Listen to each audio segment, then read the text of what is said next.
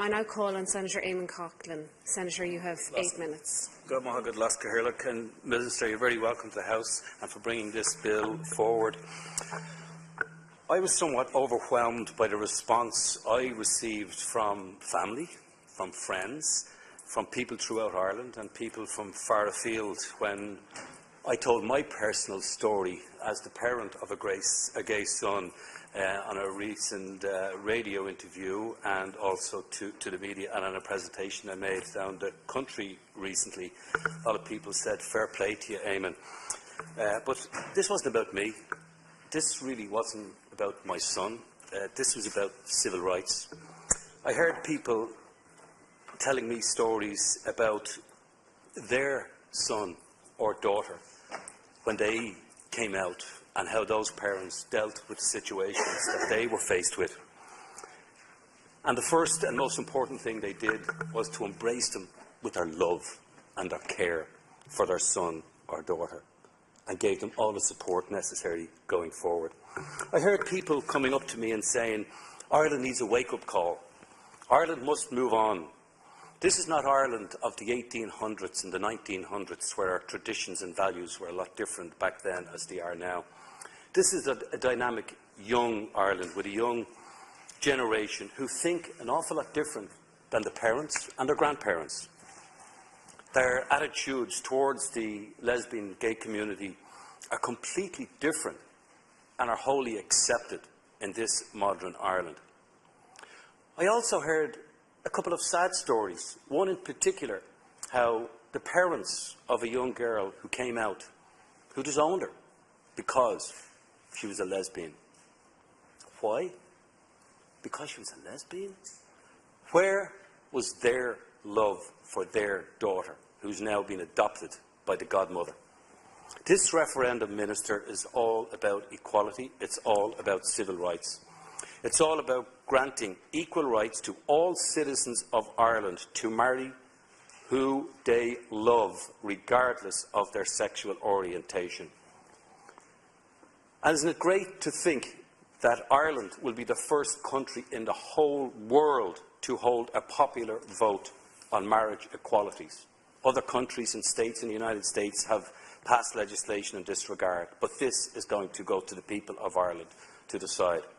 It's been a long journey for the lesbian and gay community's rights ever since the discriminalisation of homosexuality in 1993 and a civil partnership in 2011.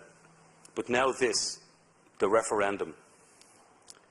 This is going to be monumental in Ireland, and it's going to show, when passed, how modern Ireland is.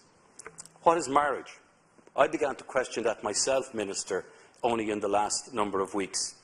And marriage is a unique legal status conferred by and recognised by governments throughout the world. Marriage brings obligation, rights, protection, in confirming that you and your partner love each other.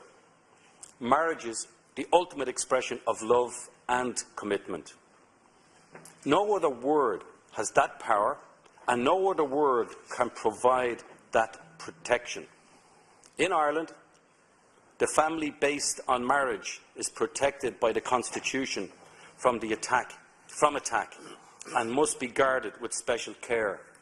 That applies to the marriage of heterosexuals, a man and a woman. It does not apply to man and man or woman and woman. The Civil Partnership Act of 2010 had cross-party support. However, this referendum required on marriage equality to alter the Supreme Court definition of marriage currently between a man and a woman to ensure it cannot be changed by the Supreme Court in the future. Government referred to the Constitutional Convention on the issue, and they voted overwhelmingly for the change in the Constitution. Marriage may be contracted in accordance with law by two persons without distinction as to their sex. The difference between marriage and civil partnership, well, there's 160 statutory differences between civil partnership and civil marriage. Some of them have already been dealt with, taxation and financial affairs, for example. However, there are many other inequalities that remain, and they must be addressed. And passing of this referendum will help that. It's how the government should treat citizens and how the laws on marriage should be enforced. Now, people who oppose this have absolutely nothing whatsoever to fear. It will not affect their lives in any way, shape or form. It will not affect marriage between a man and a woman. People, they will have to separate in their minds the difference, I believe, between a religious marriage ceremony and a civil marriage ceremony.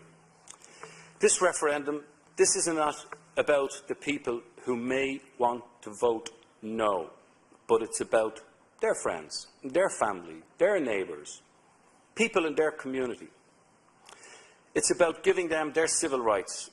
It's about giving rights to the citizens in the lesbian gay community. And it's about their freedom to marry the one they love and to give them similar legal protection and family security that a married man and woman have in place today. To love, to cherish and to protect. My comments last week, Minister, have already been a life-changing experience for my family. For my son in particular, I noticed the relief, I noticed the burden borne, I noticed the guilt, I noticed the feeling that he is no longer different has been completely removed from him. To visibly see his happiness grow with every passing hour, because now he knows that he is who he is, that he was born this way, and now that he is 100% accepted by his mum, by his dad, by his family and by his community. But only one challenge remains, not for my son, one challenge remains for our community, and that is for the people to decide on the 22nd of May in this referendum, to give people their civil right, to allow them to marry, to allow them to be recognised as human beings. They deserve the right to equality, and they deserve the right to love. Thank you.